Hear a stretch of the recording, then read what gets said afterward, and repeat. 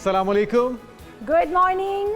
कैसे हैं आप? खैरियत से हैं? मैं हूं मोहम्मद जुनैद हलीम और मेरे साथ मौजूद हैं ईशा अदनान। आज के प्रोग्राम में हम बात करने जा रहे हैं बहुत सारे अहम टॉपिक्स के ऊपर, जिसमें सियासी गहमा गहमी भी होगी और हमारे वज़ीर आज़म शहबाज शरीफ का दौरा अमेरिका और अमेरिका का दौरा भी होगा, और क्या हमें किस मिलने जा रही है IMF से, ये भी डिस्कस करेंगे। बिल्कुल, क्योंकि इस बार तवक्को की जा रही है कि जो पाकिस्तान के ऊपर मंडलाते हुए साए हैं, एक बड़ा भारी बोझ है मईशत को बेहतर करने का, उसमें कुछ रिलीफ मिल सकेगा इस दौरे के अंदर इंशाल्लाह। और इसके अलावा जिस तरह पहले भी बात कर रहे थे कि एक्सटेंशन की काफ़ी बातें हो रही हैं, और इस बार लगता है सर्दियों ने भी एक्सटेंशन बिल्कुल जी, लेने से पहले गर्मियों ने एक्सटेंशन लेने का फैसला कर लिया। इस बार एक्सटेंशन गर्मियों ने एक्सटेंशन लेने का सोच लिया है और वो लंबी से लंबी होती चली जा रही हैं। हम लोग बार बार ये बात करते हैं कि मौसम जो है वो तूल पकड़ता जा रहा है, और गर्मी का मौसम है जो तूल पकड़ रहा है। अगर हम बात करें सर्दी की, तो सर्दी हमेशा कम टाइम के लिए आती है और बहुत जल्दी चली जाती है। सिर्फ एक महीना होता है सर्दी का,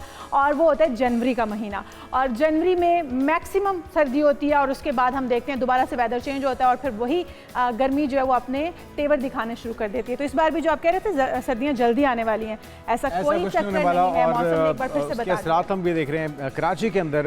ये मौसमी असरात है, ये जो अमूमी तौर पर होता है, रिवायती तौर पर होता है, आए रोज़ आग लगने के वाक़यात होते हैं। वहाँ पे एक बार फिर से आग लगी है, 4 फायर ब्रिगेड की गाड़ियाँ उससे मुतासर हो चुकी हैं। कितना नुकसान हो चुका है, इस पर भी बात होगी। और इसके अलावा पंजाब हुकूमत जो है नाज़रीन, हम देख रहे हैं कि कोशिश तो बहुत हो रही है और दावे भी किए जा रहे हैं कि जी हम ये प्रोजेक्ट शुरू कर रहे हैं, हम आवाम की फलाह बहबूद के लिए ये लेकर आ रहे हैं। लेकिन जो अफसोसनाक पहलू है शाल, वो ये है कि जो पहले से जारी मंसूबे होते हैं उनको अनफॉर्चुनेटली ना सिर्फ रोका जाता है, बल्कि शायद एक तासुर ये मिलता है कि आप ये उसका क्रेडिट लेना चाहते हैं और ये चाहते हैं कि उसके ऊपर आपकी तख्ती लग जाए, लेकिन उसकी वजह से खमियाजा पंजाब के अवाम को भुगतना पड़ता है। एक अच्छा मंसूबा था पानी के साफ़ करने का, फिल्ट्रेशन प्लांट्स लगाने का, ना सिर्फ उसको रोका गया है, और अब एक खींचातानी शुरू हो चुकी है वाइस चांसलर्स के दरमियान तकर्री का मामला, जिसपे गवर्नर पंजाब चाहते थे कि उनका इस्तेकाक है, लेकिन पंजाब हुकूमत जो है वो अपनी मर्जी के वाइस चांसलर्स लाना चाह रही है। तो ये ऊँट किस करवट बैठेगा? बिल्कुल जी, ये अभी कोई पता नहीं है, क्योंकि इस वक्त गवर्नर और वज़ीर आला के माबैन जो एक जंग छिड़ चुकी है वो तूल पकड़ती जा रही है। वज़ीर आला जो है, वज़ीर आला हाउस के ज़राए उनका ये कहना है कि गवर्नर पंजाब ने VCs की तकर्री की सिफारिशात मुस्तरद करके समरी वापस भेज दी है, जिस पर वज़ीर आला मरियम नवाज़ की मंजूरी से पंजाब के 13 यूनिवर्सिटीज़ में 7 वाइस चांसलर्स की तकर्री भी कर दी गई है।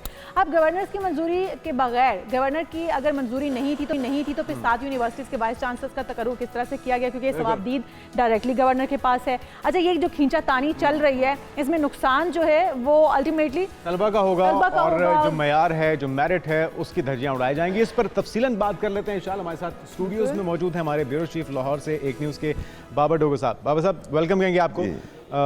ये जो मामला है, हमें अंदर आता, खबरें तो आना शुरू हो चुकी थी, और जो अभी रिसेंटली गवर्नर पंजाब की तरफ से एक बयान भी दिया गया जिसमें उन्होंने तनकीद किया है जजेस की तकर्री के मामले पे, तैनाती के मामले पे सर्द जंग चल रही थी। लेकिन अब ये जो VCs का मामला है, इस पे लेदे शुरू हो चुकी है। अब इसका आउटकम क्या निकलेगा? क्या जो सीनियरिटी में डिजर्व करने वाले वाइस चांसलर जिनको बनना चाहिए था वो नहीं अगर बन पाएंगे, मेरिट की धज्जियां उड़ाई जाएंगी, तो फिर ये अदालतों में मामला जाएगा और ये खींचातानी, ये लड़ाई झगड़ा यूं ही चलता रहेगा? देखिए, पंजाब गवर्नमेंट का ये जो एक कॉन्स्टिट्यूशन को अगर आप देखें जी, तो आर्टिकल किसका इस्तेकाक है? आर्टिकल 105 ये कहता है कि governor to act on the advice of the CM। तो CM की तरफ से जो भी एडवाइस जाती है, गवर्नर ने उस पर उसको एग्जीक्यूट करना है, इम्प्लीमेंट करना है। अच्छा, ठीक है। यूनिवर्सिटीज़ के वाइस चांसलर्स की तैनाती का इशू था। CM की तरफ से 7 वाइस चांसलर्स की समरी एक दफ़ा गई, उसके 3 दिन के बाद 6 की और गई, 13 टोटल वाइस चांसलर्स की तैनाती की समरियाँ वहाँ पर गईं। गवर्नर साहब को रिजर्वेशन थी, गवर्नर हाउस ने ऑफिशियली CM हाउस को कन्वे किया कि गवर्नर की रिजर्वेशन हैं, तो इस पे बैठ के बात करें। CM ने कहा जी कि CM हाउस से गवर्नर हाउस को कन्वे हुआ कि जी इस पे बैठ के बात। अच्छा, रिजर्वेशन थोड़ी सी रोशनी डालेगा डॉक्टर साहब, क्योंकि आप तो देखते हैं खबरों को। देखिए, उस पर सीनियरिटी के इशू थे और उस पर काफ़ी इसी तरह की चीज़ें थी। गवर्नर कुछ ये चाह रहे थे कि कुछ उनके बंदे भी अकोमोडेट हो जाए, 13 यूनिवर्सिटी हैं और उसमें। अच्छा, अब ये इंपॉर्टेंट पॉइंट है, अब वो चाह रहे थे कि मेरिट के मुताबिक हो या अपने बंदों को किया जाए, क्योंकि ये अगर आप अपने बंदों को अकोमोडेट करने के लिए हर्डल डाल रहे हैं तो फिर ये ज्यादती है सिस्टम के साथ। मेनली जो उन्होंने रिजर्वेशन उठाई हैं, जो इन पेपर रिजर्वेशन उठाई हैं, उसमें सीनियरिटी का इशू डिस्कस नहीं किया गया। उनकी अपनी रिजर्वेशन है, तरीक़ाकार सही नहीं अपनाया गया। 3 का पैनल होना चाहिए था, उस पैनल में से मैं एक को पिक कर लेता, आपने एक ही नाम भिजवाया, मेरे पास चॉइस नहीं छोड़ी। इस तरह की चीज़ें जो है वो रिजर्वेशन में आई हैं। अब लॉ ये कहता है अगर सीएम हाउस से कोई समरी गवर्नर हाउस जाती है तो गवर्नर को विद इन 14 डेज 14 दिन के अंदर अंदर या गवर्नर उस पर कोई एतराज़ लगा के उसको वापस कर दे या अप्रूव कर दे। अब सीएम ने गवर्नर से को कन्वे किया कि जनाब मैं आपके साथ बैठ जाती हूँ और आपकी रिजर्वेशन को हम दूर कर देते हैं। अब वो मुलाकात नहीं तय पा सकी और 14 दिन गुजर गए। 15वें दिन सीएम हाउस ने वो 7 जो वीसी थे उनका नोटिफिकेशन कर दिया कि ये 14 मैंडेटरी डेज है। ये सीएम की जानिब से किया जा सकता है, वज़ीर आला ये कर सकती हैं, उनके इख्तियार में है कि अगर गवर्नर की जानिब से नहीं किया जाता, क्योंकि स्वाबदी तो बहरहाल उनके पास है ना, जब उनके पास समरी पहुंच गई तो फिर उसके बाद गवर्नर ने ही तैनाती करनी। नहीं, ये यही गलती, सिग्नेचर होने अप्रूवल। गवर्नर जो है वो अपॉइंटिंग अथॉरिटी नहीं है, अपॉइंटिंग अथॉरिटी कैबिनेट है। कैबिनेट की अप्रूवल के बाद होना है और सीएम है। सीएम जो है उसने एक फॉर्मेलिटी है, लॉ ये कहता है कि 14 दिन के लिए समरी गवर्नर हाउस में जाएगी, गवर्नर उस पर डेलिब्रेट करेगा, अगर कोई इतराज़ है तो इतराज़ लगा के विद इन 14 डेज वापस भेज देगा, और अगर इतराज़ नहीं है और उसको गवर्नर ने वापस भी नहीं भेजा तो it will be deemed as approved कि वो अप्रूवल उसकी समझी। डॉक्टर साहब, आपने कहा कि सीएम साहबा की तरफ से ऑफर भी गई कि हम बैठ के मामले को हल कर लेते हैं, कोई सजेशन हो या जो भी है उसको मिल बैठ के कर लिया जाए। मीडिया पे अब ये सारा कुछ आ चुका है, अब हुकूमत की इत्तेहादी भी है पीपल्स पार्टी, लेकिन पंजाब के अंदर हम देख रहे हैं कि एक तनाव की सी कैफियत है। सदर पाकिस्तान आते हैं, उनको रिसीव करने के लिए असेंबली जाती है, प्रोटोकॉल का हिस्सा है अमूमी तौर पे, लेकिन ऐसा हम होते नहीं देखते। गवर्नर और सीएम के दरमियान मुसलसल खींचातानी चल रही है, वजह क्या है? ये तकर्रियों का मामला है या फिर बात कुछ और है? तकर्रियों के अलावा भी अगर देखें तो आप अथॉरिटी का भी मामला वो भी अटका हुआ है, वो भी खटाई में पड़ता हुआ। अच्छा, ये भी बड़ी मजेदार चीज़ है। ये ना थोड़ा सा इस पे भी थोड़ी सी कंफ्यूजन है। ये जो पाक आब अथॉरिटी थी ना, ये गवर्नर सरवर ने चौधरी सरवर साहब का मंसूबा था, ये उनका मंसूबा था कि पंजाब में साफ फिल्ट्रेशन प्लांट्स लगाने हैं उन्होंने, और उन्होंने पाक आप अथॉरिटी बनाई, उसके चेयरमैन वो खुद थे और उनके प्रिंसिपल सेक्रेटरी उसके मेंबर थे। गवर्नर हाउस के जो प्रिंसिपल सेक्रेटरी थे वो उसके मेंबर थे, और उसी पाक आप अथॉरिटी के तहत लाहौर प्रेस क्लब में भी एक वाटर फिल्ट्रेशन प्लांट लगा। लेकिन ये बड़ा जबरदस्त प्रोजेक्ट था डॉक्टर साहब, जबरदस्त था। 30 अजला में ये सारे फिल्ट्रेशन दिसंबर तक लग जाने थे, इसको आके रोक दिया पंजाब को। उसके बाद हुआ ये कि गवर्नर उसी दौर में ये काम ठंडा पड़ गया। गवर्नर जो थे उन्होंने एक एनजीओ भी बनाई हुई थी, एनजीओ के जरिए से वो फंडिंग इकट्ठी कर रहे थे और वो खुद ही उसके फंड जनरेट कर रहे थे। क्या फंडिंग रुक गई है या इस पे भी पंजाब गवर्नमेंट अपना क्रेडिट लेना चाह रही है, अपनी तख्ती लगाना चाह रही है? रुका क्यों मंसूबा? मैं आपको बताता हूँ। जब सर्वर रिप्लेस हो गए, क्योंकि वो उसकी फंडिंग खुद ही जनरेट कर रहे थे, तो मंसूबा रुक गई, ठंडा हो गया, रिडंडेंट पड़ गया। उसके बाद ये इसी तरह से जो था वो कोल्ड स्टोरेज में था ये मंसूबा। अब गवर्नमेंट ऑफ पंजाब ने उसको साफ पानी, मामला तो फिर तख्ती का हो गया ना डॉक्टर साहब, सीधी आप उसी प्रोजेक्ट को लेके आगे नहीं चल सकते। रोका गया। हाँ। और अब दोबारा से फंडिंग भी हो जाएगी, सारा कुछ अब उसकी फंडिंग पंजाब गवर्नमेंट खुद करेगी। गवर्नर का नाम निकाल के एक चेयरमैन होगा जिसको सीएम नॉमिनेट करेगी, और उसका जो प्रिंसिपल सेक्रेटरी था उसको भी निकाल दिया गया, और उसकी जगह पे सीएम अपने मेंबर्स जो खुद वो लगाएंगे वो आ जाएंगे। गवर्नर का रोल खत्म कर दिया। डॉक्टर साहब, तो क्या ये बेहतर ना होता कि वो मंसूबा उसी तरीके से चलता रहता? गवर्नर अगर उसको हेड कर रहे थे तो करते रहते, लेकिन उसके अंदर फंडिंग कर दी जाती है मंसूबा से, तमाम लोग जो वो। आपने बिल्कुल सही बात की। कोलिशन गवर्नमेंट थी, अगर गवर्नमेंट की नीयत अच्छी होती तो गवर्नमेंट उसको फंड एलोकेट कर देती और उसको हेड गवर्नर करते। बेनज़ीर इनकम सपोर्ट प्रोग्राम जो है आज भी उसी नाम से चल रहा है, और ये बड़ी अच्छी बात है। मतलब जो मंसूबा जिसने शुरू किया, आगे चौधरी साहब ने भी किया, अवाम की फलाह के लिए किया, और दिसंबर में 36 अजला में ये प्रोजेक्ट मुकम्मल हो जाना था। और जो कोर्ट के ऑर्डर्स हैं, जो पाकिस्तान के अंदर ओवरऑल ख़ास तौर पे लाहौर के अंदर पानी की सूरत हाल है, पीने का साफ़ पानी लोगों को दस्तयाब नहीं है। पंजाब के अंदर, जनूबी पंजाब के अंदर, वहाँ पे लोग परेशान हैं, बीमारियों के शिकार हैं, हेपेटाइटिस सी, दीगर बीमारियाँ फैल रही हैं। तो अब ये जो आप बता रहे हैं कि दोबारा से फंडिंग होगी, क्या प्लान है, कब तक इसे कंप्लीट किया जाएगा? अभी इस पे लेजिस्लेशन होनी है, ये जो मंसूबा है ये इसका बिल जो है वो बनाया जा रहा है। अच्छा। ये असम्बली में जाएगा, असम्बली से अप्रूव होगा, कैबिनेट से अप्रूव होगा, उसके बाद इस पे जो इसका एक चेयरमैन आएगा, इसके मेंबर्स आएंगे, ऑफिस बनेगा, एक लंबा authority प्रोसीजर बनेगी, है और इसको कुछ 6-8 माह लग जाएंगे। देखें अब ये डॉक्टर साहब एक और प्रोजेक्ट भी था, वो था इमरान खान का जो 50 लाख घर लोगों को दिए जाने थे, आवाम को दिए जाने थे। वो प्रोजेक्ट भी आप भी जानते होंगे, अगर हम कसूर वाली रोड पे उस पर जाएं, वो मेरे ख्याल में जो मुल्तान रोड से आगे जाती है, रायवन रोड से आगे जाती है, जाती उमरा से आगे, उस रोड के ऊपर वो हमें अभी भी प्रोजेक्ट जो है वो अधूरा नजर आता है, मुकम्मल जो घर दिए जाने थे। वैसे ये होता है, उसके ऊपर भी मरियम साहिबा ने अलग से जमीन जो है अब फिर से एक्वायर करवा रही हैं और एक नया प्रोजेक्ट शुरू करने जा रही हैं। खास तौर पे ये जो पॉलिटिकल गवर्नमेंट्स हैं, खास तौर पे नून लीग, शहबाज शरीफ भी जब आए थे तो उसको प्रेरणा है कि जितने भी मंसूबे ऑन गोइंग मंसूबे थे जिन पे फंड्स आ चुके थे, उन पे उनकी एग्जीक्यूशन स्टार्ट हो चुकी थी, उन सबको रुकवा दिया और उनकी जगह पे अपने मंसूबे लेके आए। तो सर ये तो तो अभी सारी भी यही हो रहा है कि जो है ना? पिछले मंसूबे हैं उसकी तख्तियां चेंज की जा रही हैं, जहाँ पे सर्वर है उसकी तख्ती को रिमूव करके वो सीएम की तख्ती आ जाएगी, मरियम नवाज का नाम आ डॉक्टर साहब जाएगा। यही हालांकि तो हम ये कह रहे अवामी हैं। पैसा है, ये आपका मेरा पैसा है, लेकिन उमूमन ये जो पॉलिटिकल गवर्नमेंट्स हैं वो इसी तरह से ही करती है। डॉक्टर साहब ये रवैया तो बड़ा पुराना हो गया ना। दोबारा से वीसीस के मामले पे आ जाएं। 13 समरियां मुस्तरद हो चुकी हैं गवर्नर हाउस से। नहीं मुस्तरद नहीं हुई, ये गलत इंप्रेशन है। 7 मैंने कहा जो पहली 7 थी, 14 दिन गुजर गए, गवर्नर ने ना उस पर एतराज़ लगाया ना उसको अप्रूव किया। तो 14 दिन के बाद अगर आप ना एतराज़ लगाए ना उसको वापस करें, क्योंकि मेरी गवर्नर से खुद बात हुई, गवर्नर ये कह रहे थे कि मेरा इंप्रेशन ये था कि सीएम आएंगी जिस तरह से हमें कन्वे किया गया था और मेरे साथ बैठ के मीटिंग करेंगी, इसलिए मैंने ना समरी पे एतराज़ लगाया ना मैंने उसको अप्रूव किया। लेकिन 14 दिन के बाद वो कहते मैं सरप्राइज हुआ जब 15वें दिन उनका नोटिफिकेशन सीएम हाउस ने जारी कर दिया। तो पहले 7 जो थी वो तो लीगली ठीक हैं, क्योंकि 14 दिन गुजर गए, गवर्नर की तरफ से कोई रेजर्वेशन नहीं आई तो उन्होंने उसका नोटिफिकेशन जारी कर दिया। लेकिन उससे अगले दिन गवर्नर ने अगली 6 असम्बलियों पे एतराज़ लगा के वापस भेज दिया। ठीक है, और अब अगला स्टेप अब क्या होता देख रहे हैं? क्या दोबारा से कोई मीटिंग हो जाएगी, ये बर्फ़ पिघल जाएगी, या ये जो तनाव हम देख रहे हैं इसमें आने वाले दिनों में शिद्दत होने पर जा रही है?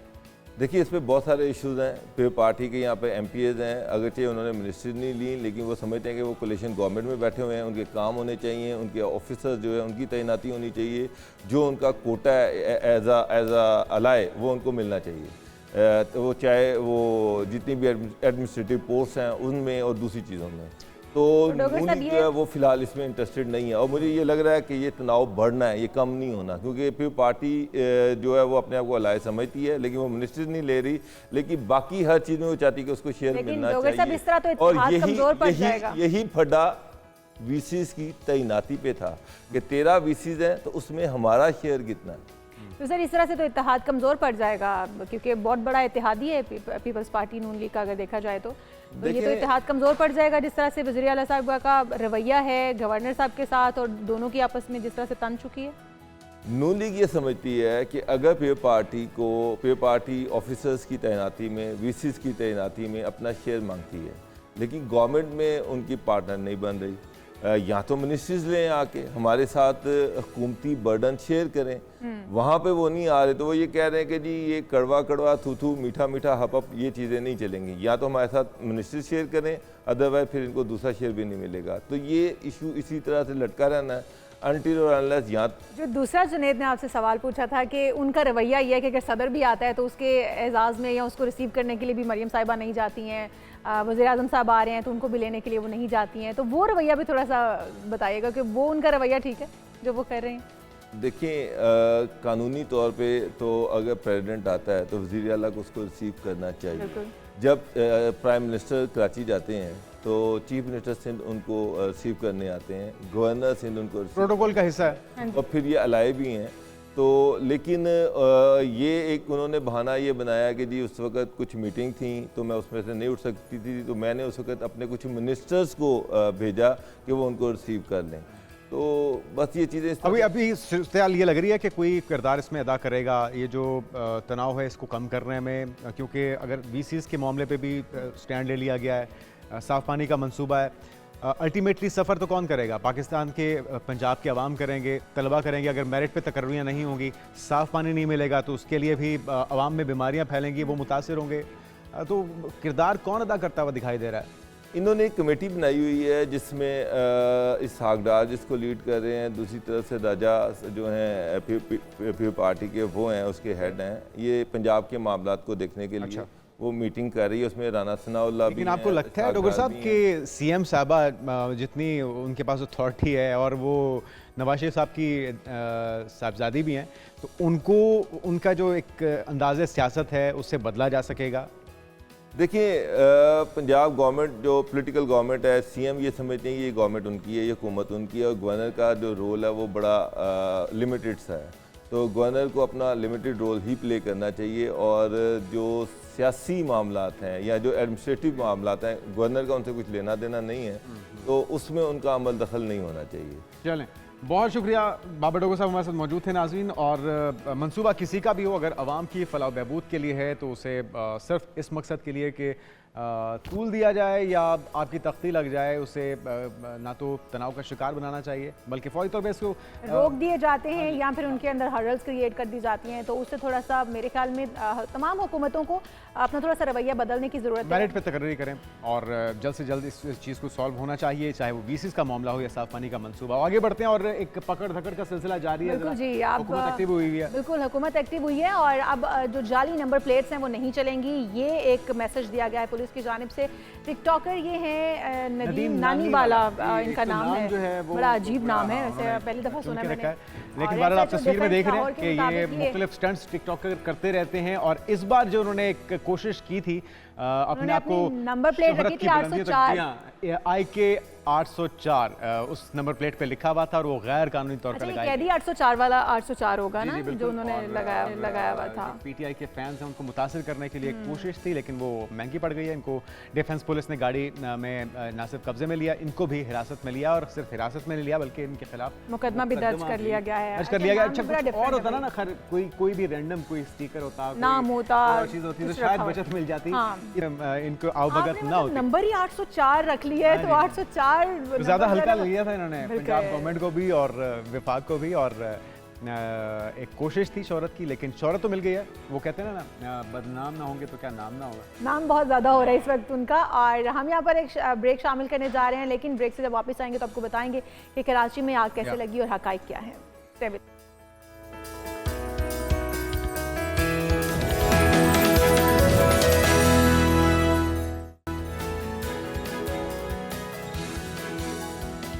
प्रोग्राम में एक बार फिर से आपको खुशामदीद कहेंगे, और हम बात कर रहे थे कराची के मसरूफ़ तरीन तिजारती मरकज़ सदर के शॉपिंग सेंटर में, जहां पर आतिशज़दगी हुई थी कल। 4 गाड़ियां और सामान आग की नज़र हो गया था, और फायर ब्रिगेड की जो 10 गाड़ियां थी तकरीबन, उन्होंने तवील जदोजहद के बाद आग पर काबू पाया, और इमारत में आग बुझाने के जो आलात थे वो और हंगामी अखराज मौजूद ही नहीं था।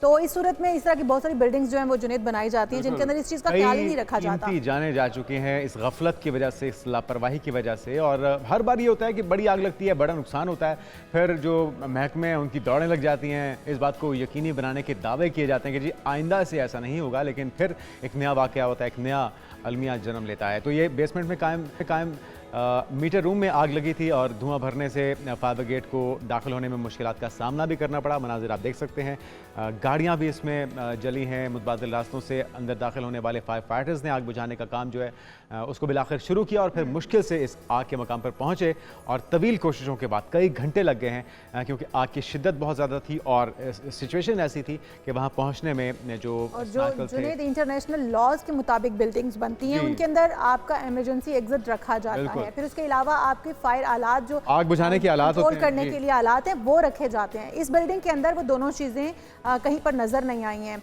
और फिर अगर आपको एग्जिट, अगर वहाँ पर लोग मौजूद होते, ये तो शुक्र है कि बहुत अर्ली मॉर्निंग का वक्त था और लोग मौजूद नहीं थे। औरंगज़ेब जब्बार से जान जब्बार, आप बताइएगा कितनी मुश्किलात का सामना करना पड़ा, और अब तक क्या मौक़िफ़ सामने आया है, किस तरह से आग लगी, शिद्दत क्या थी?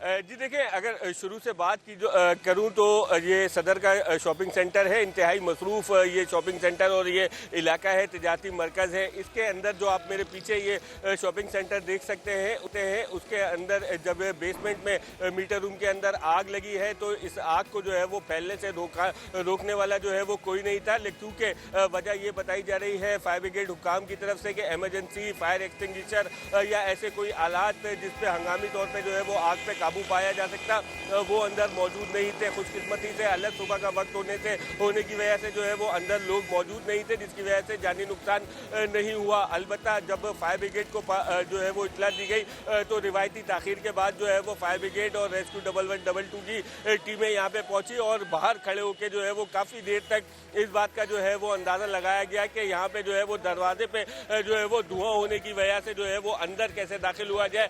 1 से 1.5 घंटे तक जो है वो यही हिकमत अमली बनाई जाती रही कि इसमें जो है वो अंदर दाखिल होने की जो है वो रास्ते कहाँ से तलाश किए जाए। कितने फ्लोर की इमारत थी, कितने इसके फ्लोर थे?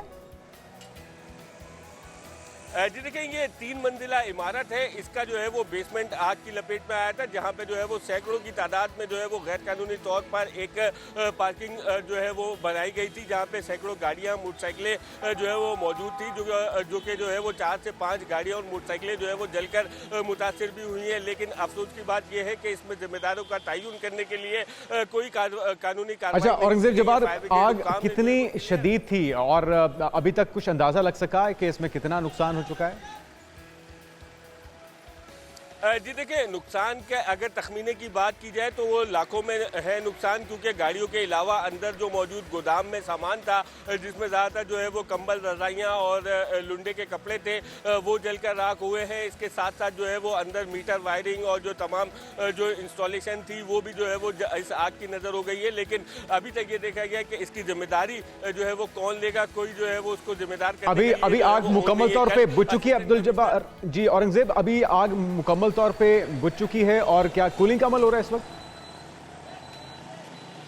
जी देखिए, आग तो जो है वो कल जब लगी थी तो उसके जो है वो 3 से 4 घंटे के बाद ही जो है वो बुझा दी गई थी। कूलिंग भी हो गई है। अलबत्ता क्लियरेंस जो है वो फायर ब्रिगेड हुक्काम ने जो है वो जारी कर दी है और रिपोर्ट जो है वो इस बिल्डिंग की जो इंतजामिया है, यूनियन है, उसको भी दे दी गई है, जिसमें ये क्लियर बताया गया है कि अंदर जो है वो कोई इमरजेंसी एग्जिट है यहाँ पे जो है। हम देखते हैं औरंगजेब जबार के आयरोज कराची में जो आग लगने के वाकयात हैं मामूल बन चुके हैं और फिर जो इंतजामिया है, मुतल्लिका इदारे हैं, उनकी तरफ से दावे किए जाते हैं कि SOPs को फॉलो किया जाएगा। लेकिन क्या वजह है? ये SOPs वक्ती तौर पे तो भागदौड़ में देखे जाते हैं, लेकिन फिर इमारतों के अंदर सेफ एग्जिट्स होते हैं, ना आग बुझाने के आलात पाए जाते हैं। कि इस बार क्या कहा गया, इस बार क्या दावा किया जा रहा है इंतजामिया की तरफ से?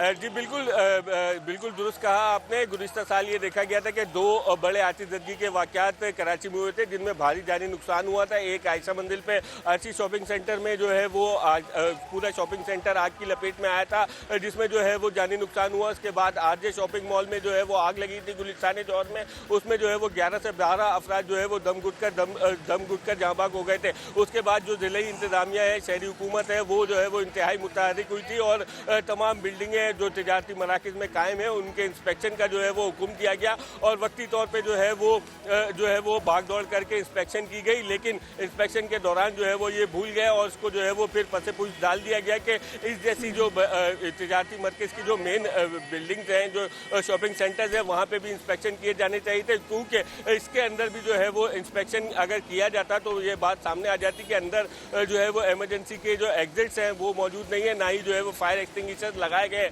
ऐसी बिल्डिंग को जो है वो तिजारत के लिए जो है वो कैसे क्लियरेंस दे दी गई। इसी तरह से जो है वो सैकड़ों हज़ारों बिल्डिंग जो है वो कराची के अंदर मौजूद है, जिसमें जो है वो SOP फॉलो नहीं की गई। ये वक्ती तौर पे जो है वो RJ शॉपिंग मॉल और RC शॉपिंग मॉल के बाद जो है ये जो है वो SOP जो है वो फॉलो करवाई गई, कार्रवाइयाँ की गई ऐसे मराकज़ के खिलाफ जिन्होंने SOP फॉलो नहीं की। लेकिन औरंगजेब, तमाम तर इंक्वायरी के बाद अभी क्या रिपोर्ट पेश की गई है? कौन है इसके जिम्मेदारान? आग लगी कैसे? वजह क्या बनी? और इसके अंदर जो इमरजेंसी एग्जिट नहीं था, जो तमाम दीगर आलात नहीं थे बिजली आग बुझाने वाले, उसकी क्या वजूहात दी गई हैं, ये सब भी बताइएगा। जी देखिए, रिपोर्ट जो है वो सिर्फ महकमा फायर ब्रिगेड ने इस बात की जारी की है कि आग किस तरह से लगी। वो तो जो है वो कल ही सामने आ गया था कि मीटर रूम में शॉर्ट सर्किट हुआ, आग लगी। जिम्मेदारों का तयन जो है वो इदारों ने करना है। फायर ब्रिगेड ने अपनी रिपोर्ट दे दी है, लेकिन जिन इदारों ने जिम्मेदारों का तयन करना है उन्होंने आगे कोई कार्रवाई ही नहीं की और महज इसको जो है वो एक हादसा जो है वो करार देकर इसकी फाइल जो है वो बंद कर दी गई। और ना ही जब हमारी पुलिस से बात हुई है तो ना ही जो है वो इस पर कोई रिपोर्ट दर्ज करके इस पर जो है अभी तक जिम्मेदारों का तयन नहीं हो ये सका। लगाने उम्मीद के करते लिए- हैं कि जल्द से जल्द तयन हो और इस तरह के वाक़यात की रोकथाम के लिए मुकम्मल तौर पे इंतज़ामिया मुतहरिक हो और SOPs पर अमल दरामद को यकीनी बनाया जाए। औरंगज़ेब जब्बार, आप रिपोर्ट कर रहे थे, आपका बहुत शुक्रिया। आगे बढ़ते हैं और आपको बताएं, एक रिलीफ जो आवाम को दिया जा रहा था वो अब वापस दिया जाएगा, लेकिन उससे पहले आपको जो मनाज़िर दिखाए जा रहे हैं, ये कराची में गुज़िश्ता रोज़ जो आग लगी है एक मसरूफ़ शॉपिंग सेंटर सदर का इलाका, जहाँ पे 4 गाड़ियाँ और सामान आग की नज़र हुए। फायर ब्रिगेड की 10 गाड़ियों ने काफ़ी कोशिशों के बाद इस आग पर काबू पाया है। आगे बढ़ते हैं और कुछ बात हो जाए उस रिलीफ की जो कि आवाम को दिया जा रहा था, अब उसे वापस ले लिया गया है। 30 सितंबर से 200 यूनिट तक रिलीफ ख़त्म और बुनियादी टैरिफ फी यूनिट 7 रुपये 12 पैसे तक बढ़ जाएगा और यूँ वफाकी हुकूमत की जानिब से 200 यूनिट तक का 3 माह का रिलीफ 30 सितंबर से ख़त्म हो जाएगा। जी, ज़राए ने यह भी बताया है कि 100 यूनिट तक नॉन प्रोटेक्टेड सार्फिन का टैरिफ 7.11 होगा और उससे बढ़ाकर इसको 23.59 रुपये कर दिया जाएगा। ज़राए ने यह भी बताया कि इस वक्त जो है जिस मिकदार से ये टैरिफ बढ़ाया जा रहा है वो तमाम लोग जो उससे मुतासिर होंगे। अगर 7.11 था तो 23.59 हो गया है। 101 से 200 यूनिट तक का जो नॉन प्रोटेक्टेड टैरिफ था वो 7.12 रुपये से बढ़कर अब 30.07 रुपये हो जाएगा। तो ये जिस मिकदार से टैरिफ बढ़ाए जा रहे हैं यकीनी तौर पे वो लोग तमाम मुतासिर होंगे जो 100 या 200 यूनिट वाले जो लोग होंगे। आप ये 100-200 यूनिट वाले वो लोग हैं जो आम सार्फिन हैं, एक बल्ब और एक पंखा भी मेरे ख्याल में जो चलाने वाले हैं उनके एग्जैक्टली उनका 100-200 यूनिट उनका होता है। तो उनके ऊपर इतना बड़ा बोझ डाला जा रहा है, उनके टैरिफ में इजाफा कर दिया गया है। ये 3.95 रुपये जिसका टैरिफ था उसका बढ़ाकर 11.69 रुपये कर दिया गया है। मतलब रिलीफ देने की जब बात आई तो 2 महीने का रिलीफ था और अब जब ये टैरिफ्स में इजाफा करने की बात आई तो ये पता नहीं कब तक चलेगा। और ये नॉन प्रोटेक्टेड सार्फिन का टैरिफ है 4.10 रुपये से बढ़कर 14.16 रुपये हो गया है। और ज़राए ये भी बता रहे हैं कि माहाना 50 यूनिट तक लाइफ लाइन सार्फिन के लिए फ़ी यूनिट टैरिफ 3.95 रुपये बरकरार रहेगा। तो माहाना अब 51 से 100 यूनिट तक लाइफलाइन सार्फिन के लिए फ़ी यूनिट टैरिफ को अब 7 रुपये 74 पैसे तक बरकरार रखा जाएगा। वफाकी हुकूमत ने जुलाई 2024 में बिजली का जो बुनियादी टैरिफ है वो फ़ी यूनिट 7 रुपये 12 पैसे तक बढ़ाया था, लेकिन हुकूमत ने इजाफे से माहाना 200 यूनिट तक वाले सार्फिन को 3 माह के लिए इस्तिस्ना दिया था। अब ये तमाम इस्तिस्ना और रिलीफ जो है आवाम से वापस छीन लिया गया है। अब आते हैं उस बात मौसम की बात कर रही थी कि एक्सटेंशन ले लिया है तो ये बिल्कुल दुरुस्त है। महकमे मौसमियात ने बाज़ शहरों में गरज चमक के साथ तो बारिश की पेशगोई की है, लेकिन बहुत सारे ऐसे इलाके भी हैं जहां पर गर्म और मरतूब हवाओं की भी वार्निंग जारी की गई है और ये भी कहा गया है कि 26 सितंबर से गर्म और मरतूब हवाओं का सिलसिला खलीज बंगाल से पाकिस्तान के बालाई इलाकों में दाखिल होने का इम्कान है। तो ताहम जो सूबे हैं वो इससे मुतासिर होंगे, गर्मी की शिद्दत जो वो बढ़ेगी एक बार, जिसकी हम बात भी कर रहे थे। लेकिन बहुत सारे इलाके ऐसे भी हैं जहाँ पर बारिशें होने का इम्कान है और वो हैं चित्राल, दीर, सवात, कोहिस्तान। जी हाँ, चीफ मेट्रोलॉजिस्ट हैं शाहिद अब्बास साहब। शाहिद साहब, आपको वेलकम कहेंगे पाकिस्तान मॉर्निंग में। क्या नवीद है मौसम की, आने वाले दिनों में कुछ बेहतरी आने जा रही है?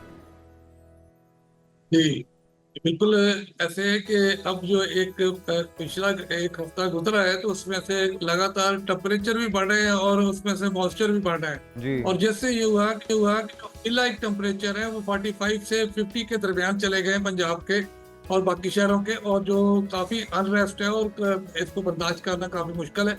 अब तो सितंबर के एंड पे लग रहा है जैसे जुलाई का सीजन हो। तो अब इसमें से कल से पाकिस्तान में एक बारिशों का सिलसिला मगरबी हवाओं के तहत दाखिल हो रहा है और लाहौर में भी उसका रिलीफ परसों से आ जाएगा।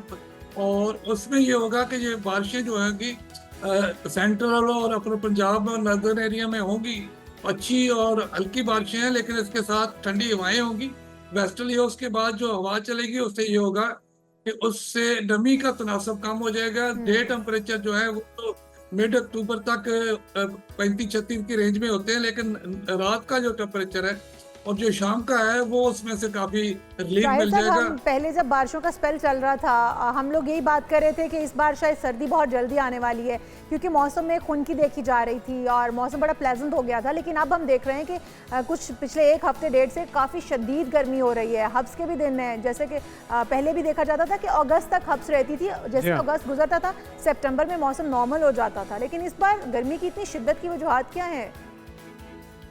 देखिए, इससे हर साल का मौसम में थोड़ा सा पैटर्न डिफर करता रहता है। पिछले साल ऐसा था कि सितंबर के एंड तक बारिशों के सिलसिले वक्फे से जारी रहे थे, तो सितंबर का एंड तक मौसम जो था, नमी तो थी लेकिन खुश्क आ रहा था। नॉर्मल ये होता है कि नॉर्मल सितंबर के मिड के बाद जो है मौसम ड्राई हो जाता है और टेम्परेचर 40+ हो जाते हैं। और अगर उसमें से नमी का तनासब कम हो जाए तो फिर रात कंफर्टेबल हो जाती है, नो डाउट। दिन तो गर्म होता है। मिड अक्टूबर तक तो दिन की गर्मी जो है 35-6 से ज्यादा ही होती है, लेकिन रात को कंफर्टेबल होता है। इस सिलसिले के बाद ये जो है 28 से 29 को गुजर जाएगा।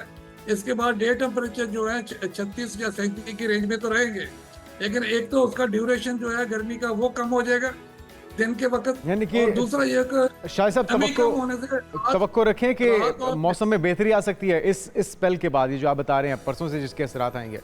ये बिल्कुल बेहतरी आएगी और जो फील लाइक टेम्परेचर है उसमें वाज़ेह तौर पे 6-7 डिग्री की कमी आएगी। तो सर्दियां कब तक मुतवक्के हैं? क्योंकि अक्टूबर का महीना पहले तो नॉर्मल हो जाता है, इस बार आप कह रहे हैं कि टेम्परेचर में गर्मी की शिद्दत में थोड़ी सी कमी आएगी, थोड़ी सी बेहतरी आएगी मौसम में। सर्दी अगर हम कहें तो कब से उसका दौरानिया शुरू होगा? देखिए, मिड अक्टूबर तक तो मौसम इतना कंफर्टेबल नहीं होता, लेकिन ये कि सर्दियों का आप जो लाहौर के और इन इलाकों में पंजाब के, उसमें से सर्दियां रह गई हैं 45 से 50 दिन। मिड ऐसे। दिसंबर से लेकर एंड जनवरी तक अगर बारिश का कोई सिलसिला हो जाए तो एक हफ्ता पहले या बाद में हो तो एक हफ्ता, तो 45 से 50 दिन से ज्यादा सर्दियां नहीं हैं। लेकिन नॉर्दर्न एरियाज अभी में हमारे अभी भी देखिए, हम तो बहुत सारे इलाके हैं जिनमें बर्फबारी हो रही है, लेकिन हमारे यहाँ पंजाब ले लें, सिंध ले लें, बलोचिस्तान ले लें, हमारे जो बहुत सारे ऐसे इलाके हैं जहाँ पर इस वक्त भी गर्मी है और आने वाले दिनों में भी गर्मी रहनी है। सिर्फ जैसे आपने बताया 40-45 दिन तक सर्दी रहेगी, तो क्या जो नॉर्दर्न एरियाज हैं उनका कोई असर नहीं पड़ता है इन इलाकों के ऊपर कि मौसम बेहतर रहे? देखिए, अभी नॉर्दर्न एरिया के टेम्परेचर कम होने शुरू हो जाते हैं। अभी जो बारिश का सिलसिला होगा इसमें भी स्नोफॉल हो सकती है, और जब नॉर्थ वेस्टर्ली विंड इसके बाद चलेगी तो उससे ये होगा कि कूलिंग तो इधर आएगी और अच्छा खासा आपको अगले दिनों में रिलीफ फील होगा। लेकिन उसके बावजूद जो है जब इसका असर निकलेगा तो डे टेम्परेचर तो बढ़ेंगे। और उसके बाद ये होता है कि अभी तो लाहौर का बड़ा एडवर्स मौसम है पूरे साल में। इसमें से गर्मी की शिद्दत भी होती है, धुंध भी होती है। अभी स्मोक का पीरियड शुरू मिड अक्टूबर से शुरू होना है, जिसमें डस्ट है, स्मोक है। तो वो अभी दिसंबर के 1.5-2 महीने उसकी हम लपेट में रहेंगे। वो एक नए तरह का प्रॉब्लम हो जाएगा टेम्परेचर, और फिर उसके बाद बारी आएगी ठंड की, सर्दी की। पोल्यूशन बढ़ जाएगी। ठीक है, बहुत शुक्रिया। शाहिद अब्बास साहब हमारे साथ मौजूद थे, चीफ मेट्रोलॉजिस्ट, और स्मोक की आमद भी है, और जिस तरह से बता रहे हैं कि एक अच्छी खबर है, कल परसों से बारिशों का एक नया सिस्टम दाखिल हो रहा है पाकिस्तान में, मुख्तलिफ इलाकों में उसके असरात देखे जाएंगे। और ये खबर है उन लोगों के लिए जो इंतजार कर रहे थे कि कब बारिश होगी, कब मौसम। मेरे लिए भी बड़ी अच्छी खबर है, मैं भी बड़ी शिद्दत से इंतजार कर रही हूँ, क्योंकि गर्मी की शिद्दत इतनी ज़्यादा हो गई है कि आपको फिर से वही हब्स और वही घुटन महसूस होती है। तो आप अगर मौसम अच्छा हो जाता है तो दिल का मौसम भी बड़ा अच्छा हो जाता है, आपका काम करने को भी दिल चाहता है। इस वक्त हम एक ब्रेक ले लेते हैं, उसके बाद फिर बात होगी उस दौरे की जो कि हमारे वज़ीर आज़म का है, अमेरिका में मौजूद हैं, और इस हवाले से भी अहम है कि माशी जो एक्सटेंशन है, जो अगला अपनी अगली पेशरफ्त है IMF की, उससे मुतालिक भी कोई खबर आने की तवक्को की जा रही है। तो इसमें बात होगी एक ब्रेक के बाद। Stay with us.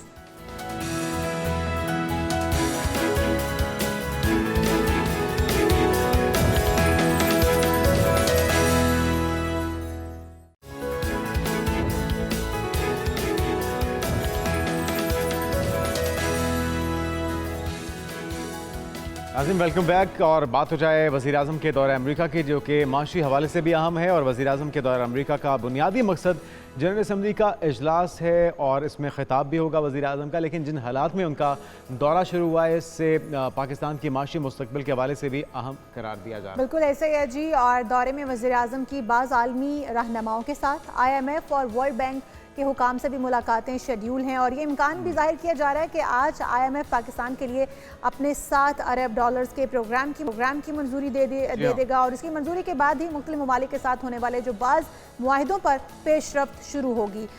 इस हवाले से वज़ीर ख़जाना मोहम्मद औरंगज़ेब ने यह भी उम्मीद दिलाई है कि IMF 7 अरब डॉलर के प्रोग्राम की मंजूरी देगा। अब देखते हैं ये सक्सेसफुल मीटिंग रहती है और क्या हमें वो एक साथ मिलती हैं जिनकी हम उम्मीद कर रहे हैं। हमारे साथ मौजूद हैं डॉक्टर जमील अहमद खान, साबिक सफ़ीर, उन्हें भी हम शामिल गुफ्तगू करते हैं। वेलकम टू शो डॉक्टर साहब।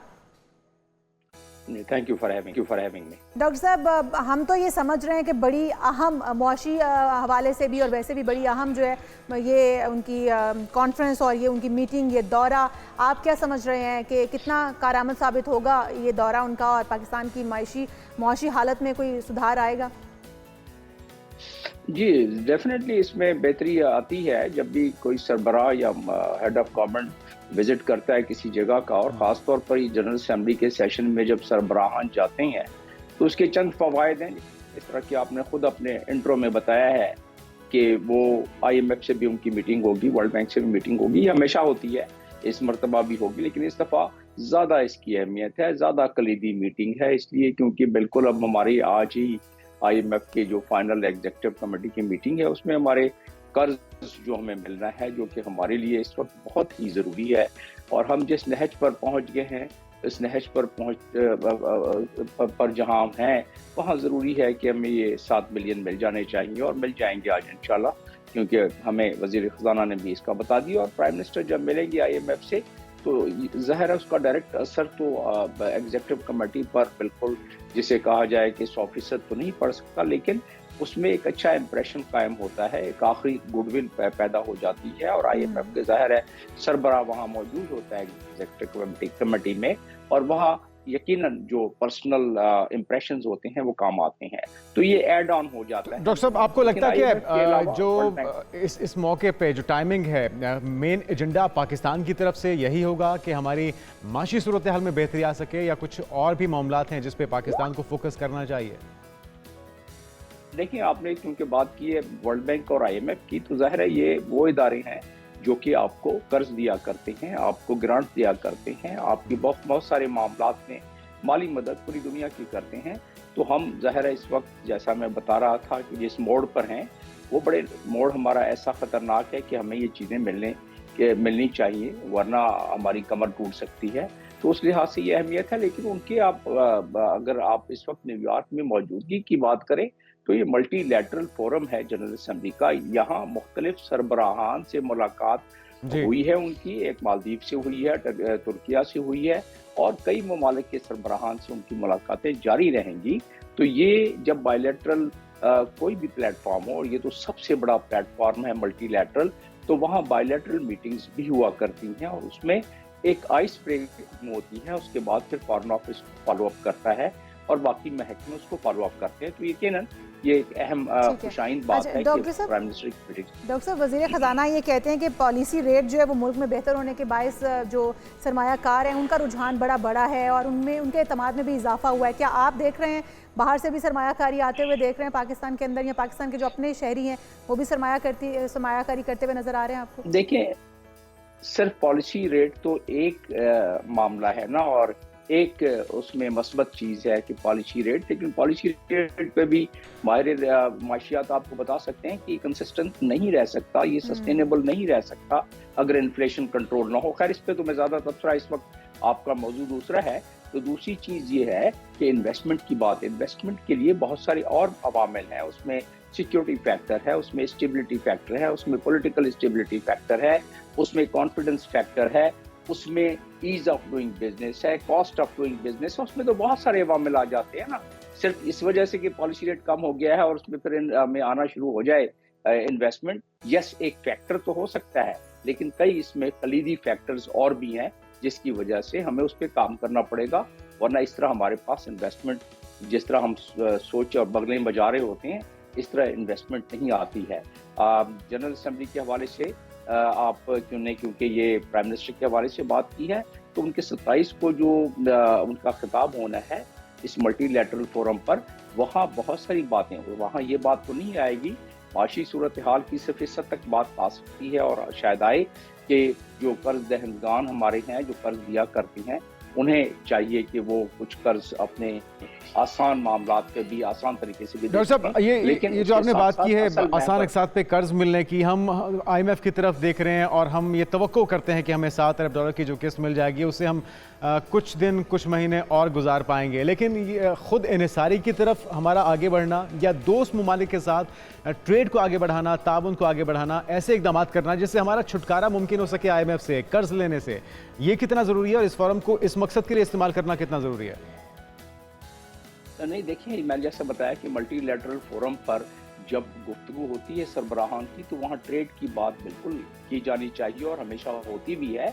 और जब ये बात हो जाए तो फिर आमदन गुफ्तन बर्खास्तन नहीं होनी चाहिए, क्योंकि उसको फिर फॉलो अप किया जाता है फॉरेन ऑफिस के और बाकी जो हमारे डिपार्टमेंट्स हैं और जो मिनिस्ट्रीज हैं उनके इस तरफ से फॉलो अप किया जाता है। तो हमें बड़े एग्रेसिव हो गया, आपने बिल्कुल कलीदी और बड़ी अहम बात की है कि जब तक हम अपने ट्रेड को नहीं बढ़ाएंगे, जब तक इनफ्लो ऑफ डॉलर हमारे पास नहीं होगा, उस वक्त तक कर्ज पर हमारा नहीं चल सकते हम ज्यादा। मैंने बताया कि हमारी कमर झुक चुकी है कर्ज से लेके, इससे ज्यादा कर्ज अगर लिया भी हमने तो हमारी कमर टूट जाएगी। हमें अपना ट्रेड बढ़ाना होगा, हमें अपने शॉर्ट टर्म्स में जो हमारे पास डॉलर फ्लो इनफ्लो हो सकता है, जिस तरीके से भी, उसके बहुत सारे तरीक़ाकार हैं। आपका वक्त कम होता है सुबह को, उस तरीक़ेकार पे भी मैं कर आपको उसमें गिनवा सकता हूँ कि क्या क्या करना चाहिए। लेकिन ये हकीकत है कि ट्रेड बहुत जरूरी बढ़ाना है ताकि और हमारी उसको बढ़ाए बगैर हमारा गुजारा नहीं हो सकता। डॉक्टर साहब, वज़ीर आज़म की जो मुलाकातें हैं वो बाज़ आलमी रहनुमाओं के साथ भी हैं, क्या आप समझते हैं कि वहाँ पर इजराइल का और फ़लस्तीन का मामला भी डिस्कस हो सकता है? जंग बंदी के हवाले से भी वज़ीर आज़म साहब अपना कोई किरदार अदा कर सकते हैं, इस किसी फोरम पर आवाज़ उठा सकते हैं? ये न करने का सवाल ही पैदा नहीं होता है। ये किरदार को हर सरबराह कर रहा है और ख़ास तौर पे मुस्लिम ममालिक के और गैर मुस्लिम ममालिक के सरबराहान भी कर रहे हैं। आपने देखा कि ब्राज़ीलियन उन्होंने सदर ने किस तरह बात की, टर्किश के सदर ने, सारी इसी पर महवर इस वक्त जनरल असम्बली के तमाम कार्रवाई तकारीर का सबसे बड़ा महवर है ही लबनान और फ़लस्तीन और ये यानी गजा की जंग, और ये हर सरबरा इसका जिक्र कर रहा है। जो बाइडन से लेके अब तक जितने मुकर्रर आए हैं, चाहे किंग ऑफ जॉर्डन हो गए, जो बाइडन हो गए, तुर्किया के हो गए, ब्राज़ील के हो गए, नेम एनीवन, ईरान के हो गए, सारों ने इस वक्त इस दफ़ा की जनरल असम्बली का सबसे बड़ा महवर यही बन गया है। और क्यों बना है? इसलिए कि ये डिस्टेबलाइजेशन हुई जिस तरह की एस्केलेट हो रही है और जारी है एस्केलेशन, जिसमें कि 550 अफराद को 48 घंटे में शहीद कर दिया गया है, 900 ख्वातीन को शहीद कर दिया गया है, हजारों के साथ पहली दफा ये ऐसी डिवाइसेस को बम बना दिया गया है जो वॉकी टॉकी और पेजर, जो कि बूबी ट्रैप कहलाता है, जो इंटरनेशनल कानून के खिलाफ है, इस पे ही गुफ्तगू ज्यादा होगी। जनरल असेंबली में यही हो रहा है। अब तक की तकरीरें जो मैंने मॉनिटर किया है, रात को तकरीबन सारी रात ही, तो उसमें यही चीजें इस पर गुफ्तगू हो रही है और पूरी की पूरी दुनिया इस पे काफी फिक्रमंद है। सिर्फ अगर अमेरिका है कि वो हमेशा दमाम बख्श रहा है इजराइल को बारूद और बम देके, और ऊपर से बातें चल रही हैं, अंदर से रोका नहीं जा रहा है। जब तक ये नहीं होगा, अमेरिका को इस मामले में नहीं किया जाएगा और अमेरिका का इलेक्शन भी इस पे बहुत ज्यादा दारोमदार इस पर दफा होगा कि वो आगे क्या बिहेव कर रहे हैं इस तरीके से। जनरल असेंबली के सालाना इजलास में बहरहाल ये एक अहम टॉपिक है जिसके ऊपर बात होनी बहुत ज़रूरी है और ये मुद्दा उठाया भी जाएगा। बहुत शुक्रिया। डॉक्टर जमील अहमद खान हमारे साथ मौजूद है, साबिक सफ़ीर। वो हमें इस हवाले से बता रहे थे कि ये दौरा बहुत अहम है जुनैद, और हम उम्मीद कर सकते हैं कि हमें जो 7 अरब की रिलीफ है वो मिलेगी, 7 अरब के फंड्स जारी होंगे, लेकिन वो कितनी देर तक चल सकेंगे ये भी देखेंगे। हम यहाँ पर एक ब्रेक लेंगे, आप कहीं मत जाइएगा, ब्रेक से वापस आएंगे तो बहुत सारे अहम इशूज़ जो हैं वो डिस्कस करेंगे। अभी वक्त है हेडलाइंस का।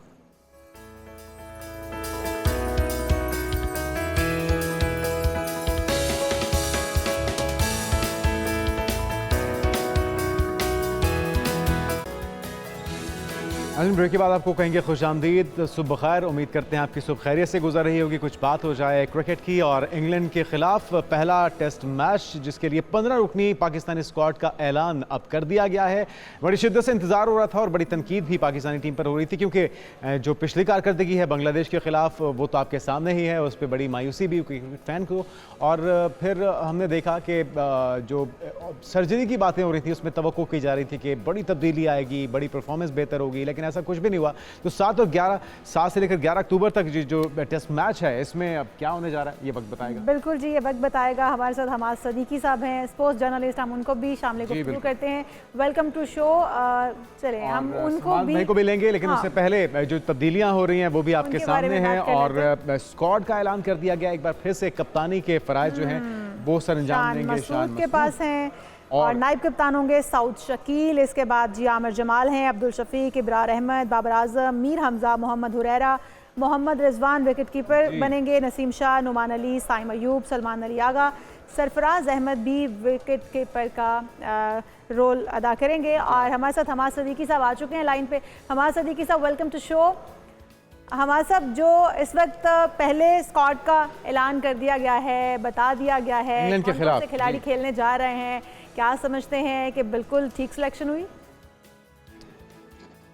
देखिए, सिलेक्शन की पॉइंट ऑफ व्यू हमारी स्ट्रेटजी अगेंस्ट बांग्लादेश वो नाकाम हुई। हमने फास्ट पिचेस बनाई जो सोचते हुए कि हम बांग्लादेश से मैच जीतेंगे। इंग्लैंड की स्ट्रेंथ को देखते हुए हमने कहा नहीं, हमें दोबारा से यू टर्न लिया और हमने अब दोबारा स्पिनिंग ट्रैक के हिसाब कम किया। वो तो खैर इंजरी की वजह से खुरम शहजाद आउट हुए, लेकिन मोहम्मद अली को ड्रॉप और experience next spinner Numan Ali को पाकिस्तान टीम लेकर आए। साथ साथ थोड़ा सा अनफॉर्चुनेट थे कि आमिर जमाल ऑलराउंडर जो है वो बांग्लादेश के खिलाफ इंजरी की वजह से नहीं खेल सके थे, तो उनके आने से भी हमारा टीम थोड़ी बैलेंस हो जाएगी। लेकिन 3 प्लेयर्स वो कहते हैं ना क्राइटेरिया टीम में सिलेक्शन का परफॉर्मेंस होना चाहिए। कैप्टन शान मसूद, ना ही कैप्टनसी ना ही बैट्समैन डिलीवर कर पाए। उसके बाद बाबर आजम है, जिनकी हम देख सकते हैं 16 इनिंग्स में कोई भी हाफ सेंचुरी नहीं है। साथ साथ अब्दुल्ला शफीक, ये 3 टॉप ऑर्डर बैट्समैन हैं जो कि अगेंस्ट बांग्लादेश फेल्ड, अब यही दोबारा से सिलेक्ट हो गए। हाँ, तो इस बार फिर क्या नया होगा? इस बार ये तो नया है कि पहले से ज्यादा टफ टीम हमारे सामने होगी, लेकिन हमारा स्क्वाड और हमारे कप्तान भी वही हैं, वही कंडीशन है वेदर की भी। तो क्या कोई बेहतरी की तवक्को रखें या फिर एक और बड़ी नाकामी हमारे सर पे मंडला रही है? हमाद भाई, देखिए, इंग्लैंड खेलेगा अपने तर्ज की क्रिकेट, जिसको हम कहते हैं बैस बॉल क्रिकेट। और बैस बॉल क्रिकेट वो थ्रू आउट 3 से 3.5 दिन में टेस्ट मैच को खत्म कर देती, क्योंकि वो ऑलमोस्ट 5 रन पर ओवर खेलते हैं। एक दिन में टेस्ट मैच में हमें पता है 90 ओवर्स होते हैं, तो 90 ओवर्स में 5 रन पर ओवर या मोर देन 5 रन पर over, they are going to score more than 450 run in a day. और इस तरह वो अगर 450 रन एक दिन कर लेते हैं। हमने तो देखा इवन बांग्लादेश, हम 142 पे आउट हो गए। तो बांग्लादेश और इंग्लैंड की बॉलिंग बड़ा डिफरेंस है, तो उसके अगेंस्ट पाकिस्तान का डिलीवर करना, पाकिस्तान के बैट्समैनों का फॉर्म में आना बहुत जरूरी है। यस, बाबर आजम फॉर्म में आए हैं, 2 निप सेंचुरियां स्कोर की और उसके साथ साथ एक सेंचुरी भी उन्होंने चैंपियंस कप में स्कोर की। और जो टीम अनाउंस हुई है उसके बाद से जो प्लेयर्स हैं ये 15, इनको चैंपियंस कप से रेस्ट करवा दिया गया, या जो प्ले ऑफ और फाइनल वाले उसमें ये नहीं खेलेंगे।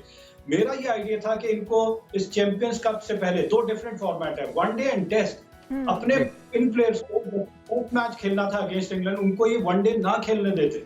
आप उनके साथ कोचिस को करते और उनके वो फ्लॉज जो हैं, जो टेस्ट मैच के हवाले से जाने जाते हैं, उसको एड्रेस किया जाता है, जिनके ऊपर काम होना जरूरी था। एग्जैक्टली। अब ये कि नुमान अली को वापस लेकर आए हैं, स्पिनिंग ट्रैक बनता है। नुमान अली इस साल 2 टेस्ट मैचेस जीते हैं अगेंस्ट श्रीलंका, तो वो भी नुमान अली की परफॉर्मेंस की वजह से उन्होंने 5-5 आउट किए। तो अगर वो उसी फॉर्म में है, और साथ साथ अबरार अहमद है दूसरे स्पिनर, और यूटिलिटी स्पिनर की बात की जाए तो सलमान अली आगा और फिर साइम अयूब भी थोड़ी बहुत बॉल कर लेते हैं। अब पाकिस्तान की कॉम्बिनेशन बहुत इंपॉर्टेंट है, देखना पड़ेगा कि कौन कौन किस नंबर पे बैटिंग करता है। अभी लास्ट सीरीज देखी गई तो अब्दुल्ला शफीक और साइम अयूब ओपन कर रहे थे, क्या यही ओपन करेंगे? गलतियों से सीखना हमाद भाई बड़ा जरूरी होता है। आपको लगता है कि पिछली गलतियों से इस बार हम सीख के कुछ बेहतर परफॉर्म कर पाएंगे? मुझे इतराज पता क्या है कि अभी ये जो कनेक्टिंग कैंप लगाया हुआ है, या जो कोचेस हमारे टीम के साथ एसोसिएट होते हैं, वो बॉलर्स को 1 मीटर की लेंथ, एक आप पिच के ऊपर आप देखेंगे एक सर्कल बना देते हैं, कि बॉल यहाँ पे आपका पिच होना चाहिए। देखिए बॉलर को अगर आप आर्टिफिशियल इंटेलिजेंस या कंप्यूटराइज कर देंगे कि जी उसने यहाँ से हिलना नहीं है, बॉलर जो है वो जजमेंट कर रहा होता है बैट्समैन की, और बैट्समैन के हिसाब से अपनी काउंटर करता है। आपको ग्रेट वसीम अकरम की मिसाल दे देते हैं, राहुल द्रविड़ को जिस तरह उन्होंने आउट किया, बहुत सोशल मीडिया पे वायरल है कि एक ही जगह पे बॉल पिच होने के बाद वहां से बॉल को अंदर की जानिब भी मूव करें, वहां से बॉल को बाहर की जानिब भी मूव करें, सरप्राइज शॉर्ट पिच बॉल करें। बैट्समैन रिलक्टेंट रहे कि मैंने फ्रंट फुट पे आना है या मैंने बैक फुट पे आना है, वो एक्सपेक्ट कर रहा है 6 मुख्तलिफ डिलीवरी। लेकिन जब आप वो कहते हैं नेशनल लेंथ, आपको डिसिप्लिन बॉलिंग जो है वो मेंटेन करनी है, तो वो एग्रेसिव बॉलिंग नहीं होती, वो होती है डिफेंसिव। फास्ट बॉलर हमेशा विकेट लेने के लिए बॉल करेगा, वो बैट्समैन को टेस्ट करेगा। लेकिन वो बैट्समैन को टेस्ट नहीं कर पाता और वो मीडियोकर सी एक बॉलिंग कर रहा होता है, तो वही होता है जो इंग्लैंड लास्ट टाइम पाकिस्तान आके करके गई, तीनों टेस्ट मैच पाकिस्तान से जीत के गई। ठीक है, अगर ये भी बताइए चैंपियंस वनडे कप में भी आज स्टॉलियंस और लायंस की टीमें भी आमने सामने होंगी, और उनकी परफॉर्मेंस के हवाले से भी अगर हम बात करें तो हम ये देख रहे हैं कि कोई खास परफॉर्मेंस या कोई खास खिलाड़ी सामने आता हुआ नजर नहीं आ रहा, और अगर आ भी जाएगा तो उस तरह से उसको ट्रेन करके यूटिलाइज किया जाना, ये हम बात करें तो ये बड़ा इंपॉर्टेंट है कि क्या उसको खिलाया जाएगा और क्या उसको इस्तेमाल किया जाएगा, उस तरह से ट्रेन किया जाएगा, इसके ऊपर भी थोड़ा सा बताइएगा। 2-4 परफॉर्मेंसेज हैं जिसमें आपके इरफान खान नियाजी ने जबरदस्त सेंचुरी स्कोर की और 55 ball, hitting 10 fours and 5 sixes, हमें नजर आया ग्लिम्स उनके टैलेंट की।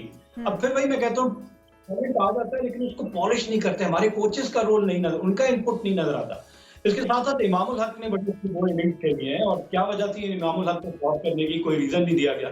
इमामुल हक एस्टैब्लिश ओपनर थे आपके वनडे और टेस्ट मैचेस के, और अभी जो हमने देखी है बीइंग ए कैप्टन, ना सिर्फ मैंने जिस तरह के ना सिर्फ कैप्टन 5 टेस्ट मैचेस लगातार वो शिकस्त खा चुके हैं, और पाकिस्तान के सबसे मैं कहूँगा कि बुरी कप्तानी उनके ही हिस्से में आई अब तक, तो उनको ड्रॉप करना बहुत बड़ा फैसला है, क्योंकि वो कैप्टन है तो वो परफॉर्म करें या ना करें तो खिला रहे हैं। तो आपको शान मसूद की सबसे पहले जब सिलेक्शन कर रहे हैं तो कैप्टनसी के ऊपर सवाल आ जाता है कि 5 टेस्ट मैचेस लगातार आ चुके हैं और आपसे खुद भी डिलीवर नहीं हो रहा है एज ए बैट्समैन, तो आपकी तो टीम में जगह नहीं बनती। बिल्कुल ठीक है। सिर्फ इस वजह से कि वो लैंग्वेज बैरियर जो है, क्योंकि फॉरेन कोचेज हैं, शान मसूद इंग्लिश अच्छी बोल लेते हैं, उनके साथ कम्युनिकेशन अच्छी हो जाती है। क्रिकेट बेशक वो अच्छी ना खेले लेकिन कम्युनिकेशन वो बहुत तो फिर हमें सिर्फ खिलाड़ियों को अच्छी। कम्युनिकेशन की वजह से खिलाना पड़ेगा, या कप्तान को हमें इसलिए रखना पड़ेगा कि वो कम्युनिकेशन अच्छी कर लेंगे, गुफ्तगू अच्छी हो जाएगी उनकी, बाकी छोड़ दें हम गेम को, बिल्कुल फोकस करने की जरूरत नहीं है, वो खेल पाएं या ना खेल पाएं, खिलाड़ियों को यकजान कर पाएं या ना कर पाएं। एग्जैक्टली मतलब मुझे तो बड़ी हंसी आती है इस सोच पे कि वो कम्युनिकेशन, भाई आप किसी और को रख लें साथ कि जो कम्युनिकेट करके अपने प्लेयर्स को बता दे, हमारे आप ट्रांसलेटर रख सकते हैं सर, इस काम के लिए तो आप ट्रांसलेटर साथ रख सकते हैं, अगर इतना ही बड़ा मसला है ये तो।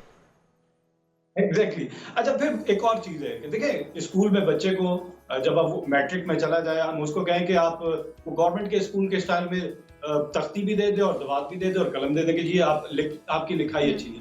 अभी क्या हो रहा है कि हमारी टेस्ट टीम में जब प्लेयर आता है तब उसकी बेसिक्स जो है टेक्निक की वहां पे एड्रेस करने की कोशिश, भाई उसकी टेक्निक डेवलप हो चुकी है, अब आप उसको चेंज करने जाएंगे जिस तरीके से टेक्निक से वो यहाँ परफॉर्म करके पहुंचा है, तो वो आप उसको उसकी टेक्निक खराब कर देंगे, उससे जो अब तक डिलीवर कर रहा है वो भी नहीं होगा। माजी में बहुत सारी मिसाल है, एक ऐसे फास्ट बॉलर आए थे जो पाकिस्तान के फास्ट बॉलर थे, मैं 80s की बात कर रहा हूँ, उनका बॉलिंग एक्शन चेंज किया गया और उनकी पेस बिल्कुल खत्म हो गई, और फिर हमने देखा कि वो उसका पाकिस्तान की तरफ से भी न खेल।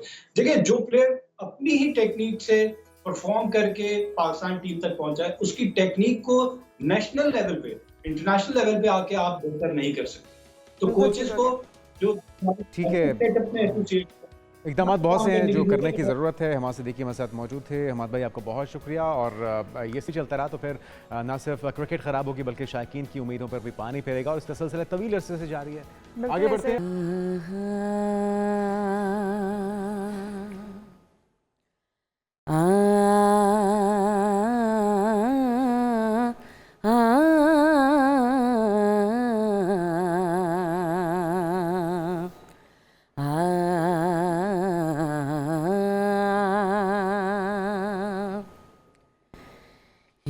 अखिया जोगिया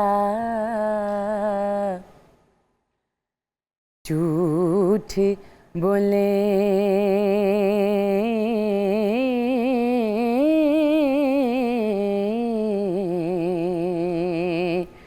कौन रुठड़े यार मनाम दाई,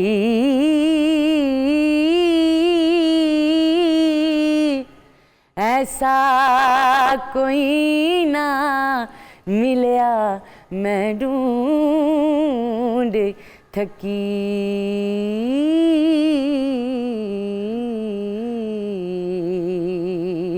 जेड़ा गया नु मोड़े लिया मिदाई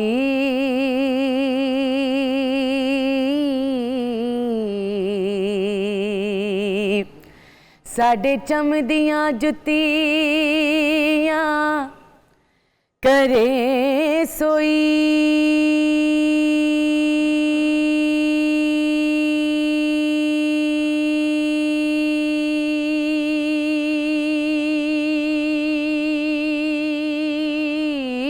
जेड़ा जूदा रोग गवावदाई भला दस खां चिरी वछुनिया नू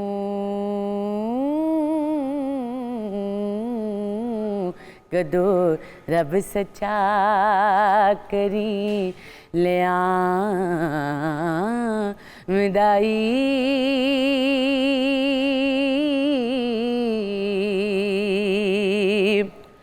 एक बाज तो कांग ने कूंज खोई वेखा चुप है के कुर लावदाई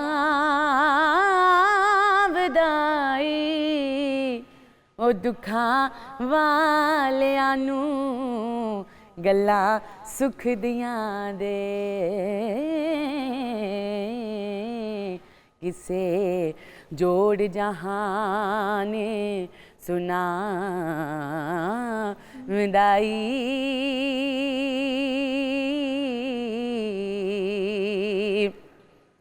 एक जट देखे तेनू अग लगी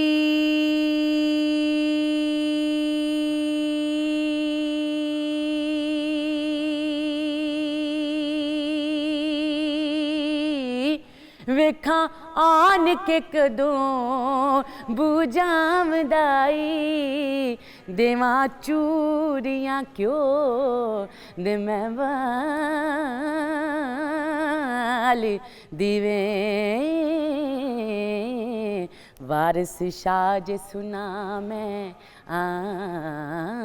विदाई बहुत खूबसूरत शबाना साहब, आपके कलाम में जो असर है, जो उनके लिए अकीदत और मोहब्बत है, वो नज़र आ रही है।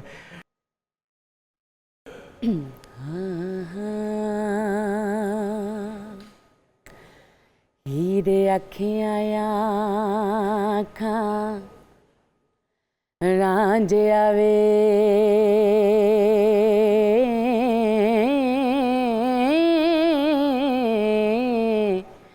गली लग मिलिए जान दीवार दोवें नैने तरसदे रहनगे उम्र सारी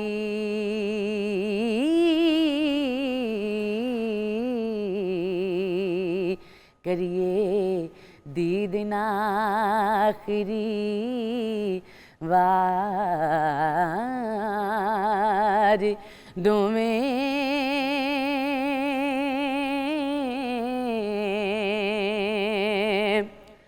जिउंदे रेते मिलांगे नाल किस्मत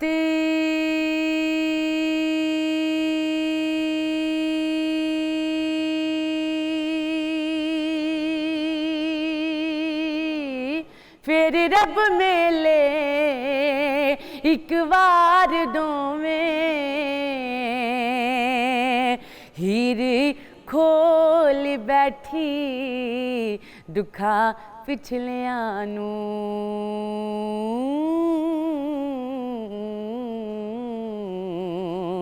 रखन विच दिल दे यादगार दोवें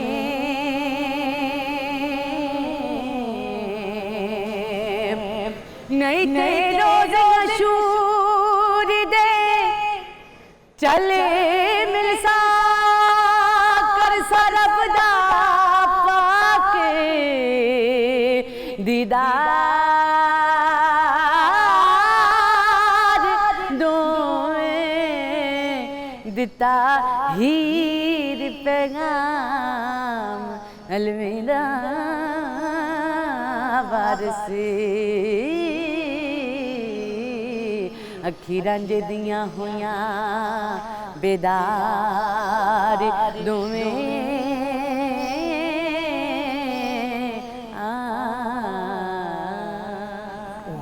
बहुत खूब, बहुत खूब। शमा साहब, डॉक्टर ज़हीर साहब हमारे साथ मौजूद थे। आप दोनों का बहुत शुक्रिया। बहुत शुक्रिया।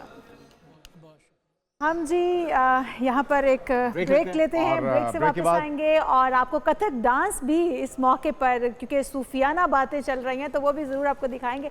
एक शॉर्ट ब्रेक के बाद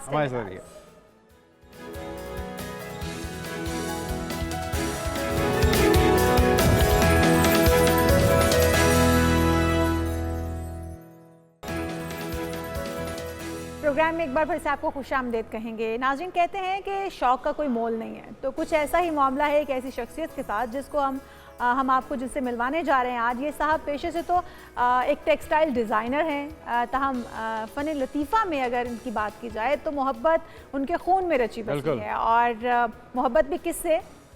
बिल्कुल, रक्स से और अपने काम से, अपने विरसे से। वलीद एक माहिर कथक डांसर है नाज़रीन, जो कि अपने फ़न का मुजाहरा पब्लिक मकामात पे करते हैं, ख़ासतौर पे जो तारीख़ी मकामात हैं उनको चुना है वलीद ने। ये मनाज़िर आप देख रहे हैं और ख़ूबसूरत अंदाज़ है अपने आर्ट को पेश करने का, तारीख़ से, विरसे से अपनी मोहब्बत का, लगाव का ये एक अंदाज़ है जो कि हमें तो बहुत भाया है और आवाम भी इसे पसंद कर रहे हैं। तो इसीलिए हमने स्टूडियोज़ में दावत दी है वलीद कामरान को। Waleed, welcome to Pakistan morning. आप फैशन डिज़ाइनर भी हैं और साथ में कथक डांस भी करते हैं। तारीख़ी मकामात पे जाके लाइव परफॉर्म करना कैसा आइडिया है और कब से ये शौक़ पैदा हुआ? अस्सलाम वालेकुम। वालेकुम अस्सलाम। आदाब। अच्छा, आपने बताया था कि शौक़ कैसे पैदा हुआ, तो बचपन से शौक़ था मुझे। अच्छा। बचपन से ना मैं पहले आइटम सॉन्ग किया करता था, ये मुन्नी बदनाम हुई, शीला की जवानी, कुछ कॉन्ट्रीमेंट्री डांस, यू नो, मुख्तलिफ, मतलब इस तरह उल्ट पटांग। तो अच्छा। मामा कहती थी कि जो मेरी मदर थी, एक्चुअली मेरे फादर की डेथ हो गई थी तो बचपन में। अच्छा, तो ना मामा ने मुझे, मदर ने मेरी सारा कुछ किया, परवरिश उन्होंने की आपकी। हाँ जी। तो मादरती निज़ाम था, तो मामा को फिक्र होती थी, उनका पता मैं लाडला, तो कहती थी ना कि ये हमारा बच्चा किस काम पे लग गया। तो जिसकी डांट पड़ी, मार पड़ी कभी शुरू में? नहीं, अल्लाह का शुक्र है मेरे उस तरह के, अच्छा, फैमिली उस तरह का नहीं है, मतलब कि ट्रेडिशनल, मतलब तो मॉडर्न है, ओपन माइंडेड है, तो जिसकी वजह से ना बाद में जाके उन्होंने मुझे दे दी। माँ जी ने सपोर्ट किया आपको? सपोर्ट किया। वो बाद में मैं आपको बताता हूँ, हुआ यूँ था कि वो शुरू में वो मुझे टोकती थी, मतलब वो भी, और फिर जो रिलेटिव्स थे, रिश्तेदार थे, वो भी के बाद आपको वो भी आगे से कहते थे ए मुंडे नो करे कमाचा लग गया। तो जिसकी वजह से ना फिर वो अम्मी भी थोड़ी सी ना वो फिर वो करती थी। हुआ यूँ था कि स्कूल्स के अंदर भी ना मैं फिर काफ़ी, मैं फेयरवेल्स में फिर डांस करता था वगैरह। टीचर्स मुझे मेरे टैलेंट को बहुत सपोर्ट करती थी। फिर वो एक दफ़ा पेरेंट्स टीचर मीटिंग के अंदर ना वो जो मेरी थी ना, टीचर्स ने ना मदर से ना फिर मुलाकात हुई, तो टीचर ने कहा बच्चे में बहुत टैलेंट है, कूट भरा हुआ है। तो मदर ने सोचा कि ठीक है, फिर इसको मैं मान गई।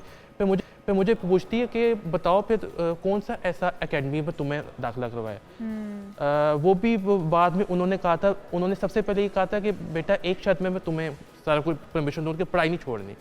ठीक है, मैं पढ़ाई को भी कंटिन्यू करता रहा, स्टडीज़ को भी साथ साथ, मैं ये भी कौन से इदारे से आपने ट्रेनिंग ली इसकी? मैंने किया था ये अलम्बरा आर्ट कौंसल। और जो मेरी जो उस्ताद है ना, वो गुरु माँ है, वो मैडम जरीब पन्ना जी।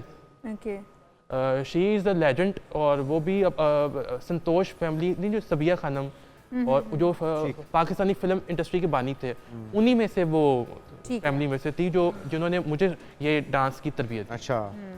और इसके बाद जो था, मैंने जब ये, क्योंकि ये मैं ये नहीं कह सकता कि मैंने सीख लिया है, ये एक ऐसा समुंदर है कि आप इसको सीखते जाते हो जितना कम है। क्योंकि आपने देखा जो बहुत से कथक डांसर्स होते हैं, चाहे वो एक्सपर्ट्स भी हो, ठीक है, जो मास्टर लेवल आपका फेवरेट कथक डांसर कौन है जिससे आप इंस्पायर हो, जिससे आप सीखने की कोशिश करते हो? मैं सीखना, वो तो अब दुनिया में नहीं रहे।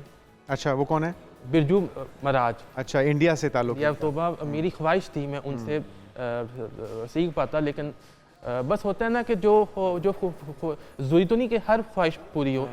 मैं जो मेरी उस अल्लाह का शुक्र है, जो मेरी उस्ताद है मैडम पन्ना जी है, वो भी किसी पाकिस्तान। आप पन्ना जी से तो आप सीखे। शीमा किरमानी साहब का भी साहिबा का भी बड़ा नाम है, उनसे भी मुलाकात हुई कभी आपकी? नहीं, मेरी सिर्फ मैडम निगत मैम से हुई है। अच्छा, मैडम पन्ना जी से हुई है। ठीक ठीक ठीक। निगत मैम ने भी बड़ी ऑफर की थी मुझे कि मेरी मदर को कहा था कि आपने इसको लेके आना।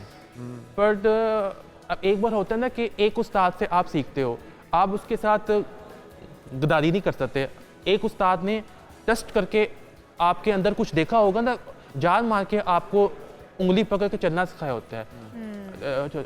उसके बाद मैं उन्हें छोड़ दूं, दूसरे तक अपना लूं, क्योंकि होता है ना परमिशन होती है, उन्होंने मुझे नहीं दी परमिशन, मैडम पन्ना जी ने किसी और उस्ताद। अच्छा, आप देख रहे हैं, आप बात करते हुए भी जो आपके एक्सप्रेशंस हैं, अल्फाज के साथ साथ आप हाथों से भी एक्सप्रेशंस दे रहे हैं, तो ये इस डांस के सीखने के बाद ये तब्दीली आई या शुरू से यही अंदाज था आपकी गुफ्तगू का भी? ये जब से ना मैंने ये कथक को अडॉप्ट किया ना, तब से ये मेरे अंदर आ गई, एक्सप्रेसिव हो गए हैं। वरना क्योंकि मेरी मैम ने जो मेरा ट्रायल लिया था ना, उसने मेरी माँ को ये कहा था कि इस बच्चे के अंदर जो ना क्लासिकल है, एक स्पेशल अंग है, इसको कला ने चुना है, तो ये दूर कर सकता है, इसको कथक ही करेगा। उस वक्त से मैंने फिर कथक को आपने खुद नहीं चुना, कथक को आपके उस्ताद ने आपके लिए चुना कि आप ये, आपके अंदर टैलेंट ये वाला मौजूद है, इसको निखारना है। लेकिन ना बात होती है ना मैडम, होता है ना कि जो उस्ताद होते हैं वो मुझसे बेहतर जानती है, शायद देखा होगा ना, उसने टेस्ट लिया ना मेरा कि अच्छा मुख्तलिफ डांस फॉर्म्स इसको करके देखते हैं। मैंने उल्ट पटांग किया, वो उनको पसंद नहीं आया। मैंने कथक का जो मैंने टुकड़े तोड़े किए हैं, वो उनको आ गया, पसंद आ गया, उन्होंने मेरा। क्योंकि आप कर रहे हैं वैसे मुझे लगे बड़ा खूबसूरत डांस आप करते होंगे। तारीखी मकामात पे भी आपने वलीद काफ़ी किया, ये क्या आइडिया है, इसकी क्यों ज़रूरत पेश आई? एक्चुअली ना बात होता है ना कि मैं ऐसा नहीं होता है कि मैं मुंह उठा के चला गया। अच्छा, होता है कि अथॉरिटी से परमिशन मांगता हूँ कि मैं जाता हूँ, कुछ करना चाहता हूँ, लोगों को इसकी अवेयरनेस देना चाहता हूँ, मतलब जो कथक की, क्योंकि ये अब नपैत हो रहा है, ये ख़त्म को। अब देखें कौन है जो पाकिस्तान में जो यूथ है आजकल के वक्त जो कथक डांस करते हैं, ये छोड़ें, ये सारे जो मैडम जो निगत चौधरी, नाहिद सिद्दीकी, सारे दे आर सर पुरानी जनरेशन हो गई है। अब हम हाल की सोचते हैं, अब के जनरेशन के बारे में मेरी हम उम्र के देखे कौन करता है ये जो कथक डांस होता है। तो मैंने जो ये सीखा है, अब सीख लिया, तो मेरा काम होता है अपने उस्तादों की जो लेजेंसी को मैं आगे लेकर जाऊँ। तो एजुकेशन भी साथ साथ जारी है? वो भी साथ साथ जारी, लेकिन मैं इसको ज़्यादा इसमें हूँ सीरियसली। लेकिन किस क्लास तक आपने एजुकेशन हासिल की है? यहाँ भी मैंने डिजिटल टेक्सटाइल डिज़ाइनिंग किया है हुनर का दा। ओके। और आपने टेक्सटाइल डिजाइनिंग अब छोड़ दी? बाय प्रोफेशन आपने ज्वाइन नहीं किया? नहीं, मैंने जॉब किया था। वो कहते हैं ना कि एक आर्टिस्ट होता है ना, उसके जो एक गॉड गिफ्टेड एक चीज़ मिली होती है, पैशन होता है ना, जम्स होता है, उसमें इतना मैं इस डांस में इतना खो गया हूँ ना। मूवीज की ऑफर आई, किसी डायरेक्टर ने आपसे अप्रोच काफ़ी किया हो? इंटरव्यूज मैंने किए हैं इंडिया में मैंने काफ़ी मॉर्निंग शोज में भी दूसरे इंटरव्यूज मैंने किए। इसका बस मुझे मीडिया हाउस में बस इंटरव्यूज़ है, बाकी कोई हाँ एक दो डॉक्यूमेंट्रीज भी मैंने किए हैं, उसके अलावा नहीं। मुझे कि शो भी इसका होता है ना कि फिल्म की हो गई, मूवीज़ की मुझे अभी तक नहीं है। अच्छा, तो आने वाले दिनों में आपके क्या प्लान्स हैं, क्या करने जा रहे हैं आप? इंशाल्लाह बस यही है कि मैं बस कथक के सिखाता भी हूँ मैं। अच्छा, स्टूडेंट्स भी हैं आपके? हाँ जी। कितने स्टूडेंट्स? मेरे काफ़ी स्टूडेंट्स होते हैं। अच्छा। मौसमी हिसाब से आते हैं, कभी आते हैं कभी चले जाते हैं। अच्छा, अगर जुनैद सीखना चाहें तो आप कितने टाइम में सिखा देंगे जुनैद मुझे को? नहीं सीखना लेकिन सिखा देंगे इनको भी। अच्छा, हाँ, नहीं कुछ दो तीन देखिए होते हैं, एक होते हैं बंदे में इस काम में होता है सिंसियर, म्यूचुअल अंडरस्टैंडिंग। अच्छा, अदनान के जो जुनैद के अंदर ना वो खुदादाद सलाहियतें मौजूद भी नहीं है जो गॉड गिफ्टेड थी आपके पास।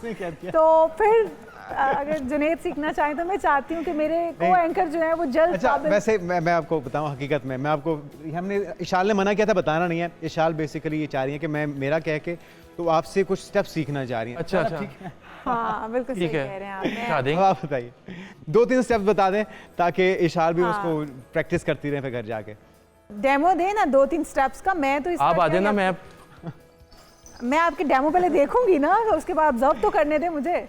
अच्छा इसके अंदर ना ये जो कथक है, Kathak the word come from कथा मीन स्टोरी टेलिंग। ये संस्कृत वर्ड है, ये आया हुआ 10,000 साल पुराना इसका अंदाज हिस्ट्री है। मतलब इंडो आर्यंस के ज़माने से आया हुआ है, जो वैदिक टाइम्स, जब वैदिक टाइम हम पूरे आर्यन। टाइम बड़ा कम है, जल्दी जल्दी मुझे 2 स्टेप बता दें। बिगिनर्स के लिए मैं ना ज़्यादातर अब पाँव का जो है ना, जो पाँव है, जी जी जो इसको क्या तत्कार फुटवर्क, ये है इसका होता है कि 1 2 3 4 5 6 7 8 1 2 3 4 5 6 चलें, मेरे ख्याल में ये फर्स्ट लेसन हो गया। फर्स्ट इस पे लेसन। काम नेक्स्ट टाइम हम करते हैं नेक्स्ट और लेसन ओरिजिनल है ना, ताते ही थे तक आते ही थे तक। आता ही थे। Thank you so much Waleed, आप थैंक हमारे यू साथ सो मौजूद मच थे वलीद, और आपने आपको जो इंशाल्लाह स्टेप दोबारा सिखाया है बुलाते इसकी रहेंगे। प्रैक्टिस मैं जुनैद को बाद में जरूर करवाऊंगी। और शायद सीखना कर ले, बहुत बड़ी बात है। सिखाएंगे और फिर बाकी बच्चों को हम सिखाते जाएंगे। बिल्कुल जी जरूर, हम बाकी बच्चों को भी सिखाते रहेंगे। एक ब्रेक लेते हैं नाज़रीन, बिल्कुल और ब्रेक के जी। बाद होगी कुछ फुटबॉल की। एक क्लब है पाकिस्तान का जो बहुत ही जगमगा रहा है, बहुत ही अच्छे अच्छे जो सितारे हैं उन्हें बना रहा है, उनको ट्रेन कर, उस पर बात होगी। एक ब्रेक के बाद स्टे विद अस।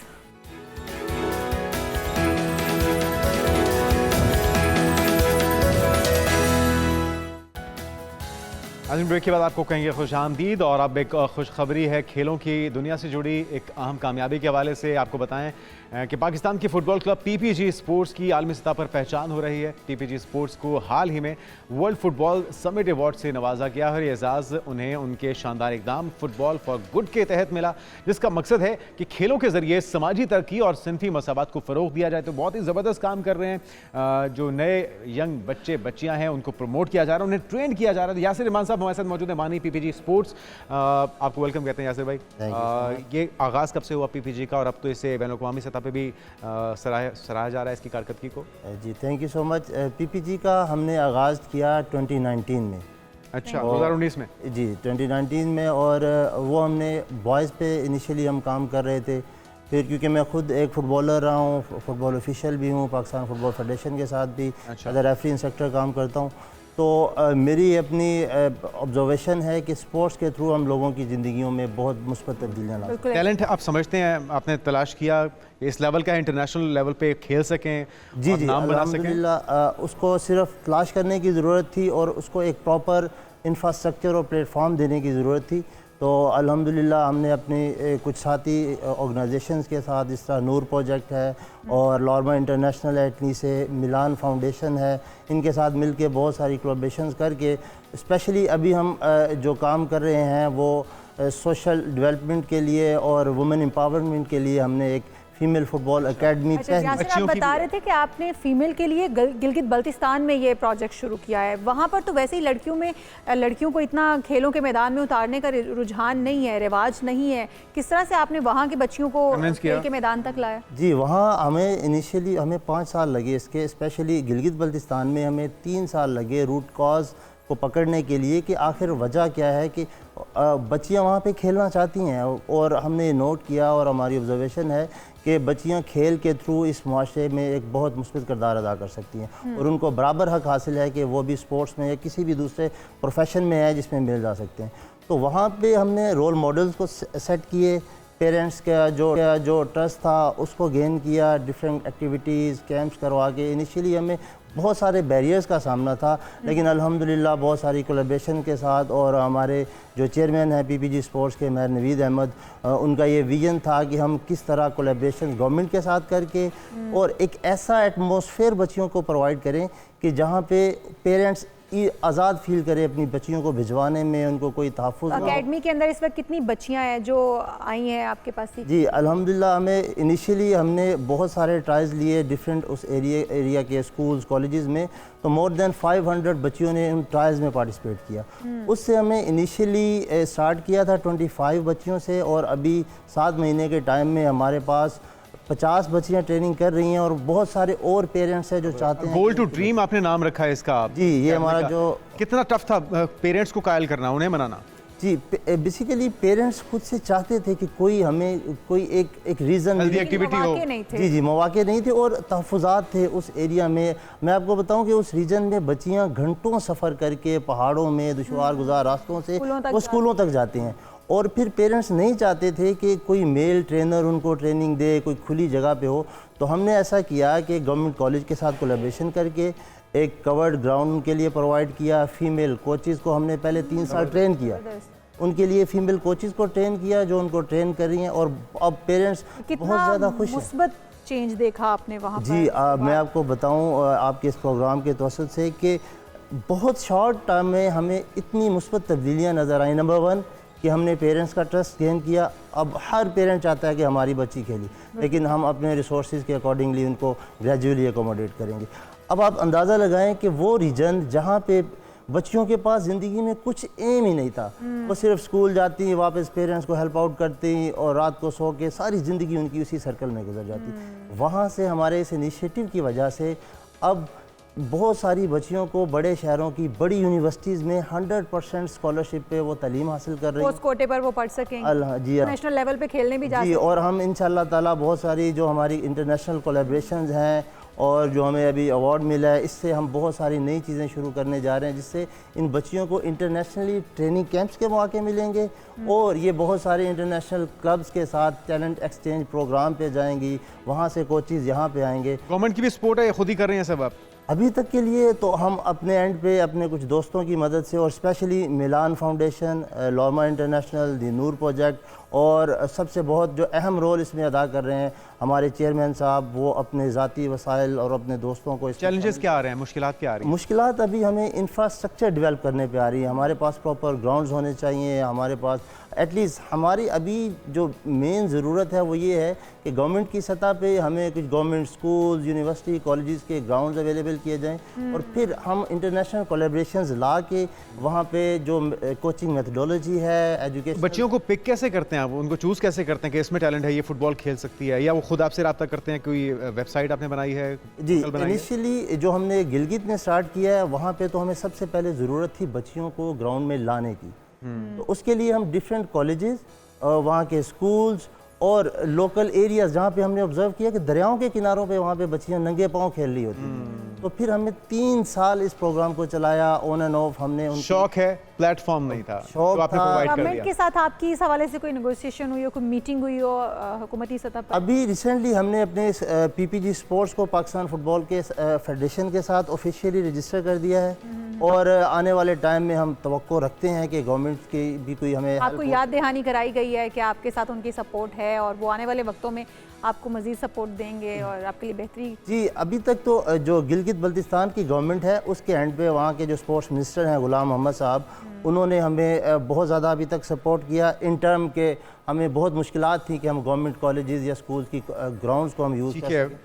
वक्त की कमी है। यासिर भाई अच्छा काम कर रहे हैं, इसको जारी रखिए ताकि ये नया टैलेंट बच्चियों के अंदर जो सलाहियतें हैं उसको निखार के मजीद दुनिया के सामने लाया जा सके। बहुत शुक्रिया यासिर रहमान हमारे साथ मौजूद हैं। आज के प्रोग्राम से नाज़रीन इतना ही, आपसे फिर मुलाकात होगी, तब तक के लिए हमें इजाज़त दीजिए। अल्लाह हाफ़िज़।